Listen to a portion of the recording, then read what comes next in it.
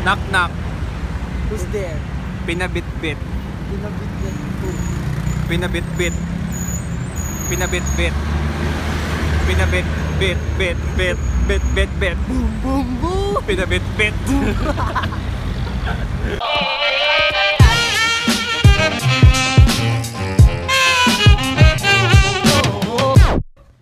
Hey, what's up guys? Welcome back to my channel. This is me, Benedix with an X. And then for today's video, magkakaroon tayo ng vlog na itutour ko lang kayo around my life. Around my life. So if you're new here to my channel, please don't forget to hit that subscribe button. I do answer questions sa lahat ng social media accounts ko sa Instagram and Twitter at Benedix Ramos. Si Mama naman. Yung kumot na sinabi ko sa'yo. Anong kumot? Yung parang franela, yung strike na brown. Oo.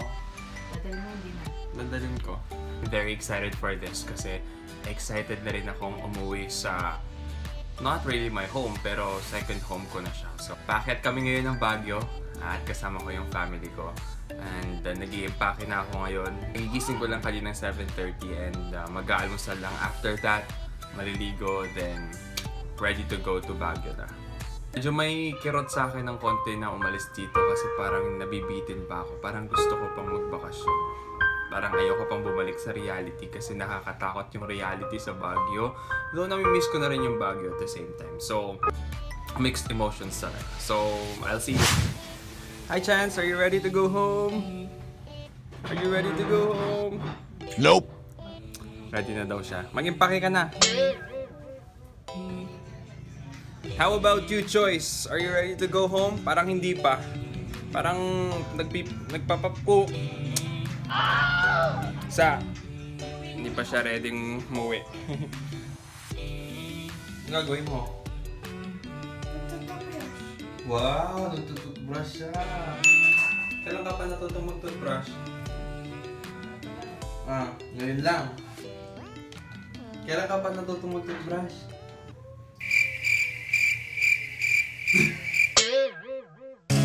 Everything is like only ghosts in the sky. Drinking in the bar, thinking why there's a life. Everything was lost, not a soul, singer. You okay?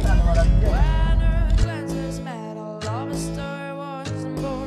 So paakyat na po kami ng Baguio at yan kitang-kita nga natin. Ang dami-dami kong kasama, mga escort ko. Ayan.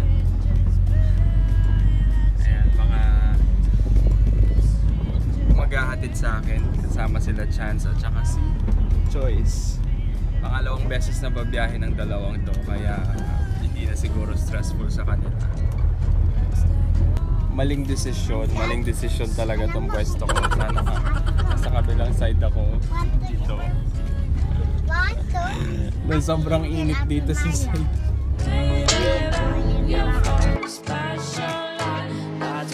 So dadaan muna kami dito sa convenience store para lang bumili ng mga pagkain na makakain namin sa biyahe dahil kailangan fully equipped tayo dahil medyo 3 hours ang biyahe papuntang Baguio. Oo, kasi Marcos Highway ang daan natin pero pag sa Quezon Road tayo dadaan mga 2 hours lang. Say hi, ma. Ito nga pala si Aling Junisha. At ito naman si Manny Pacquiao. This is my all-time favorite. Isa pa para sa...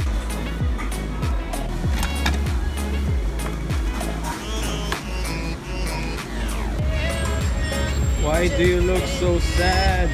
Parang dala mo lahat ng buong problema ng mundo.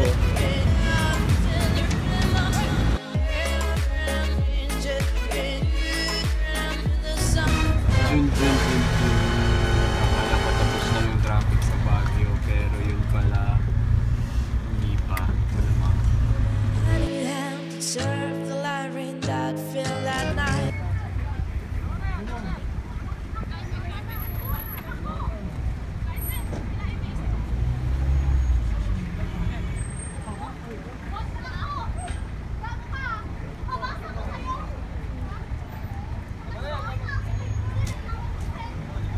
So napakaswerte natin dahil nakita natin ang mga bida ng halik si Jade at saka si Jackie na rare footage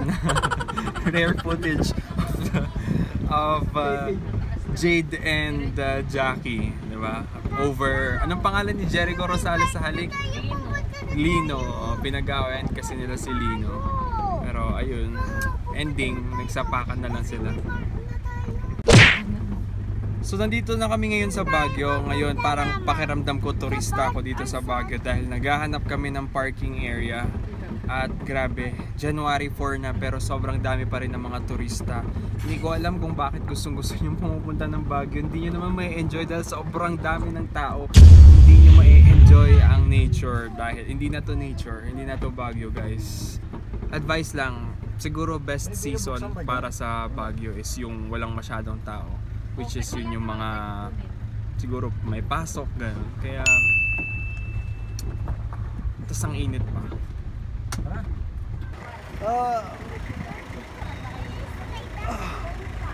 We're here. Pagpag nyo nga mga sarili nyo, pagpag nyo. Ipagpag ang mga sarili. Parang ang sakit naman nun. Ngayon, isa sa pinaka malaking pagsubok namin ay ang paghahanap ng makakainan dahil alam nyo naman, kapag sobrang dami ng tao, sobrang dami rin ng pila sa lahat ng restaurants or lalong-lalo na sa mga murang fast foods. Diba? Kaya Doon tayo hindi sa namin mahal. alam. Doon na lang tayo sa mahal kasi mayaman tayo, diba? Hindi, yun, maghahanap tayo. Siguro, maswerte na lang kami kung makakahanap kami ng mura pero at the same time, meron kaming uupuan, may space kami kasi yung pinakamalaking pagsubok.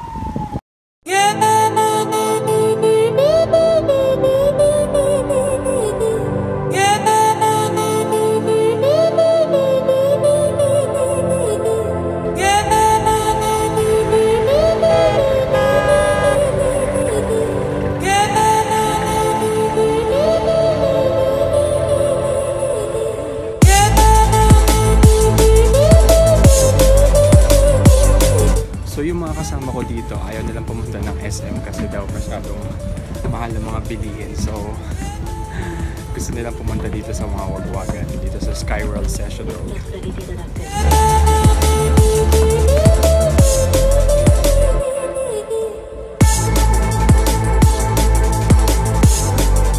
So pinilit ko nang pumunta sa mall yung mga parents ko, sila mama at papa, pero ayaw pa rin nila talaga, gusto talaga nila wagwagan kasi daw mas maraming maganda sa wagwagan kaysa sa SM. So maghanap ulit kami ng wagwag. Bakit mas gusto mo pumunta sa wagwag kaysa sa SM? Kasi sa SM, sobrang dami rin ng tao. Tapos, isa pa, bakal. Sa wagwag, original na, mura pa. Eh di ba mayaman naman tayo? May-ari tayo ng kumpanya. Bakit sa wagwagan? Medyo ngayon, medyo nabangrap ako sa kampanya. Sorry guys, hindi nyo dapat narinig yun. Bankrupt na po yung kumpanya namin. Kasi may, alam nyo na, may war on drugs.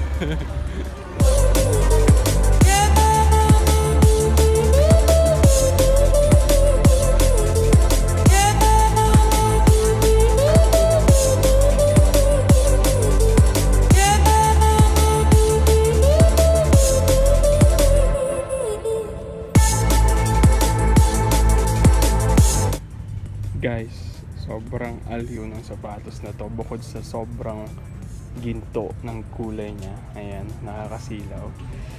Maaalala mo ang pagkabata mo. Tara, at 580 pesos lang siya. Alam mo kung size ko to, gusto kong bilhin to. Ah, ang bigat! So guess what guys, grabe yung mga napamili namin. Napakabigat. Ayan. Wala kami nabili, ang ending, napaka-choosy nila mama. Sa wagwagan na nga lang, namimili pa sila. Ayan, go, go na, dali, dali, abang go!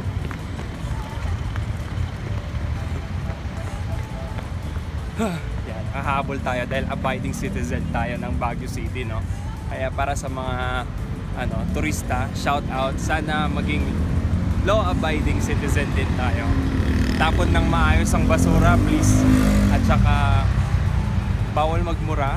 So yun na nga guys, wala rin kaming napamili dahil sobrang mapili nila mama, nila papa. wala rin silang magustuhan. Pero kahit ang dami-dami naman ng choices, ang dami naman ng options, pero wala ni isa doon sa mga options na yun yung napili nila. I don't know why, pero ganun talaga siguro pag hindi sila sanay magwagwag din.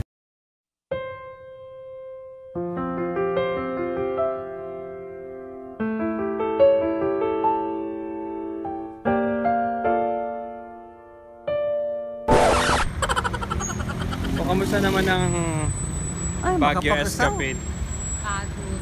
Hindi nila maintindihan pa, magtagalog ka.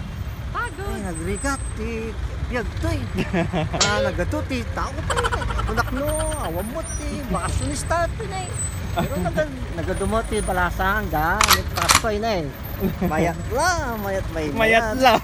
May mayat lang. Combination ng ng Pangasinan at saka ng Ilocano. Guys, totally hindi naman talaga Ilocano si Papa. Nag-ano lang siya, nag-Ilocano lang siya, pero Pangasinense talaga siya. At si Mama naman Kapampangan, kaya half-blooded tayo. Half-blooded Kapampangan at Pangasinense. Pero marunong naman ako mag-Ilocano, so I consider myself an Igorot din dito sa Baguio. So welcome to Burnham Park, where magic happens. Para sa mga Baguio residents, maintindihan nila kung ano ibig sabihin kapag may sinabi ako, miracle happens here in Burnham Park. Kasi na-experience ko na rin yun ng one time. Kung napanood nyo yung vlog ko about sa 3 AM challenge, doon makikita nyo kung bakit where magic truly happens ang Burnham Park.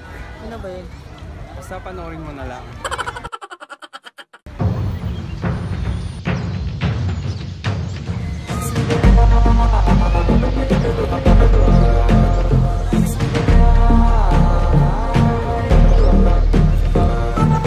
Can't make me color in the lines.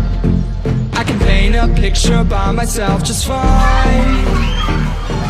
You've got your coloring books and I've got my canvas look. You can't make me color in the lines.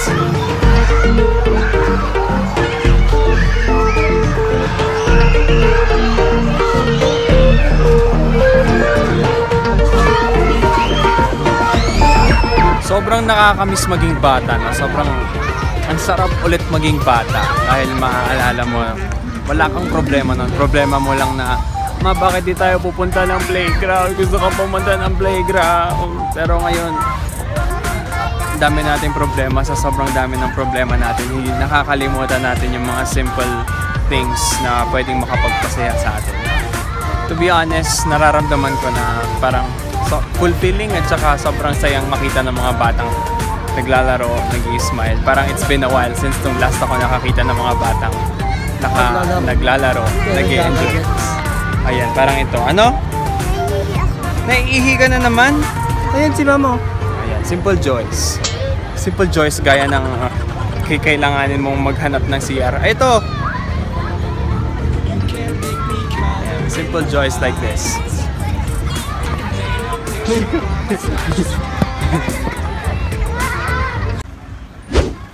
Akala ko mga batang magiging problema namin mamaya dahil hindi sila naka-diaper.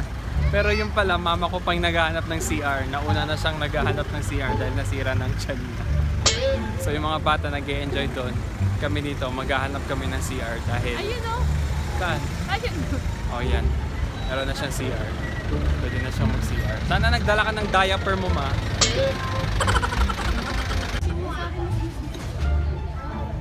Ayan, so tapos na pala siya. Nagpahintay kasi siya na matapos. Tara na!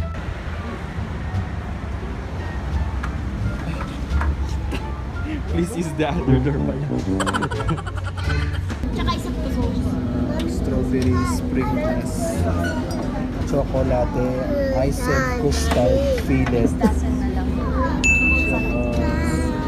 vanilla creme cake with Oreo, mango creme cake, sausage roll, full apple, small.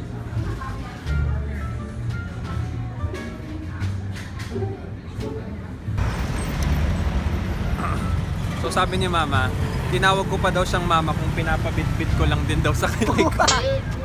Oh shit! Grabe. Imbis ng karma. Sabi ni mama, tinawag ko pa daw siyang mama kung papabitbit ko lang din daw sa kanya yung donuts. Pinabitbit ko. Knock knock. Who's there? Pinabitbit. Pinabitbit. Pinabitbit. Pinabitbit. Pinabitbit. Bit bit bit bit bit. Boom boom boom. Pinabitbit. So matatapos na ang araw dito sa Baguio City at pauwi na rin sila. Ako, syempre malamang may iwan ako dito sa Baguio dahil hinatid lang talaga nila ako literal. Bakit na nga yung dala mo? Kunin mo nga yung dala ni mama. Nakakaawa naman siya. Pinabitbit.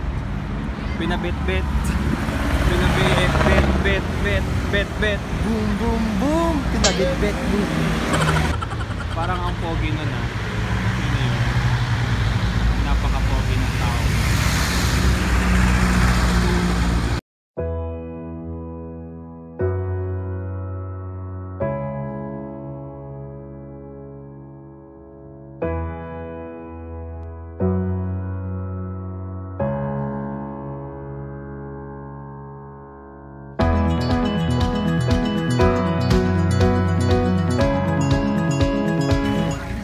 Bye! Ay! Bye-bye! Bye-bye pa! Bye Chloe! Bye-bye! Hindi ko alam kung bakit ako biglang nalungkot. Sanay naman ako na hiwalay sa kanila. Pero ganun nga talaga siguro. Sa pagtanda mo, doon mo marirealize na mahalaga ang bawat oras at segundong kasama sila.